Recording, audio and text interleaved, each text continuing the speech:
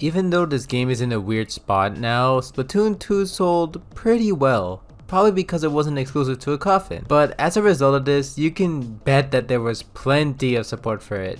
Not in terms of updates, but DLC as well. Sure, the first game had plenty of updates and patches, new maps, etc. But it never really got DLC, so I imagine this was a pretty big deal back then. Of course, because Splatoon is mainly a multiplayer centric game, the DLC would be more of an expansion to the single player campaign. So if you weren't really into that, then you could totally skip out on this. However, what made this DLC in particular special was the fact that it focused on the Octarians, and not just that, but you could play as one.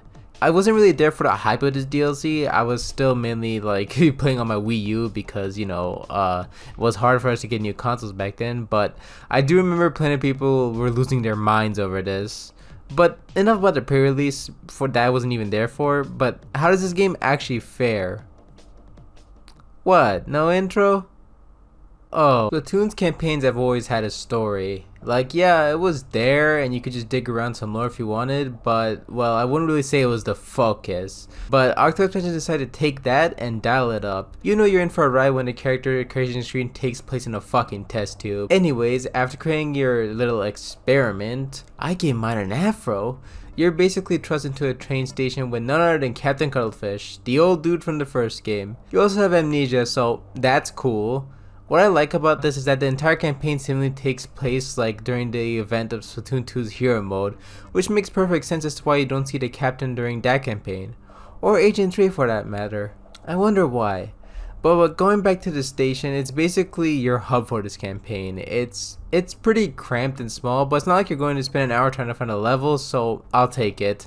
As for the plot, it's about you, the player, or Agent 8, wanting to see the outside, working alongside Pearl and Marina of Off the Hook. I always like how these games include the idols you see on the news as part of the campaign. It helps out to just generally enjoyable characters. It really makes the world feel a lot like a world. But moving on, you're basically told by the speaker looking dude to complete a bunch of these tests to see the outside, and it turns out to be a try to get blended. What the fuck? And you basically get saved by Agent 3. Nice landing, dipshit. And then it's basically the final push where it ends in a goddamn beam struggle between the phone looking dude who wants to end the entire race for reasons, I think, and, well, Pearl's huge speaker thing. What the fuck? Anyways, there's more to the story than I'm saying here, obviously. There's plenty of that if you're willing to 100% the campaign.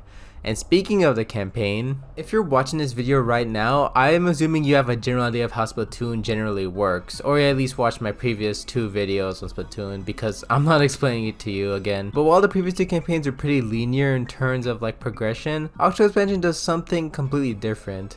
Which is good because I don't want to play something like Splatoon 2's campaign ever again. I still think about the horrors of the last world. But this time around, you take these different paths when completing different missions, and the more you play, the more paths you unlock. Ultimately, the goal is to collect these things to progress in the main story, but the path you take is entirely up to you, which is very nice. The missions this time around are a mix of old and new, which I like. But if I see a 8-ball again, I'm going to fucking lose it. Thankfully, if a mission ever gets too hard, you can simply have Marina hack it for you. Coding sure is scary. Though, this does mean that you don't get the memory thing or whatever it's called, so it's probably not the best option for completionists. But for someone like me, hell yeah, get me out of this place. However, the biggest change Octo expansion brings is the weapons, because in the first game you pretty much had one weapon throughout the whole run, and it was fine, but it did get kinda boring by the end. And in the second game, they gave you more weapons to use, which was nice, but some levels forced you to use some random weapons, which just made the campaign not fun.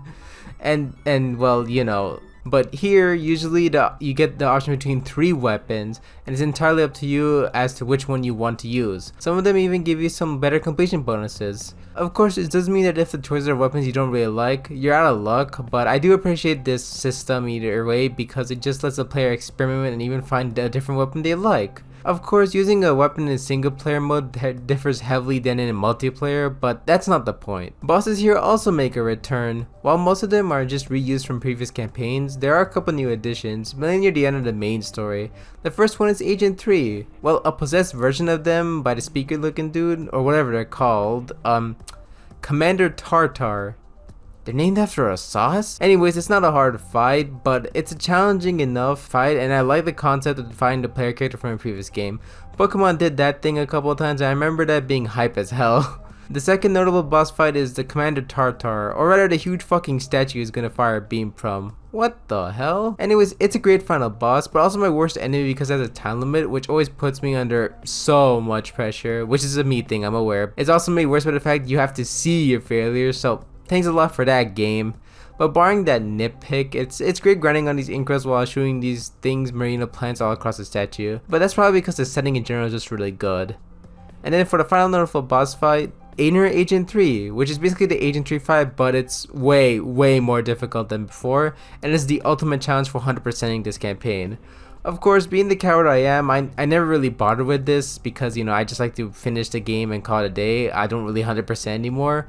But if you do end up completing this fight, you get this sick accessory for a character, so I hope that was worth all the trauma. Also, completing the campaign allows you to play as an Octoling, which is a really nice reward, though I imagine seeing your buddy switch races in universe is one hell of a trip. Presentation wise, this game is literally just Splatoon 2, so I'm not gonna repeat myself yet again. It runs well, it looks good, the lighting can be harsh sometimes, still works. Though unique to Octo's expansion is the setting, because this campaign takes place mostly entirely underground, so you get these unique set pieces that look really cool. And plus the scene where a player character takes a glimpse of the outside world for the first time is really well done. Though I'd probably lose my eyes in that kind of brightness though. As always, music is a pretty integral part to the Splatoon franchise as a whole. I personally think the first game had a pretty damn good soundtrack, while the second game kind of flopped in this regard, but there was a few good tracks here and there. It was like Lucky Charms, you only eat it for the marshmallow bits. Octo expansion fares decently, I guess. Most of the tracks just exist to me. Like, they're not bad, but they're not really good either. Like, I literally do not remember what most of these tracks sounded like after I finished my run. Like, literally I only remember these tracks when I'm editing this video right now, I guess. However, there is one track that like really stood out to me, and not in a good way.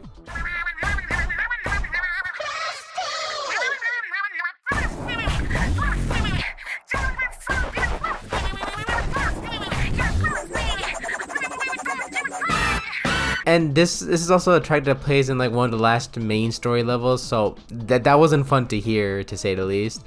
But there are a couple of tracks that really stood out to me, mainly the one during the Agent 3 fight, and I think you can guess why.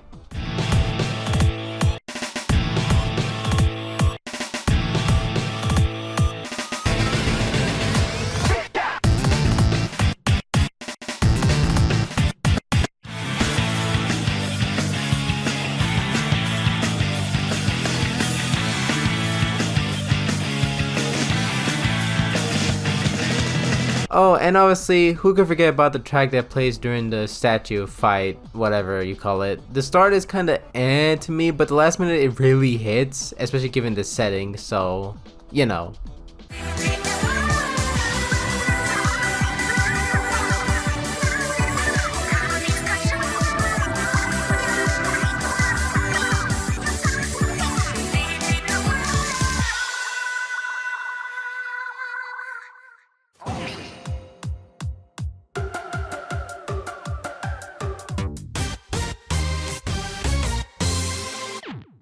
And that's pretty much it. For 20 bucks, I'd say this is a pretty worthwhile investment if you're into single player Splatoon. That and you already own Splatoon 2 or are willing to shell out money for it in 2025, because I sure as hell ain't. It's a nice little package that's a much needed breath of fresh air after how tiring Splatoon's campaign was to me. Plus, if you have the Nintendo Switch Online expansion pack, you get this for free, so better put that one to use if you pay for it. But with all that being said and done, is this my favorite single player campaign in the series? Can I get back to you on that one?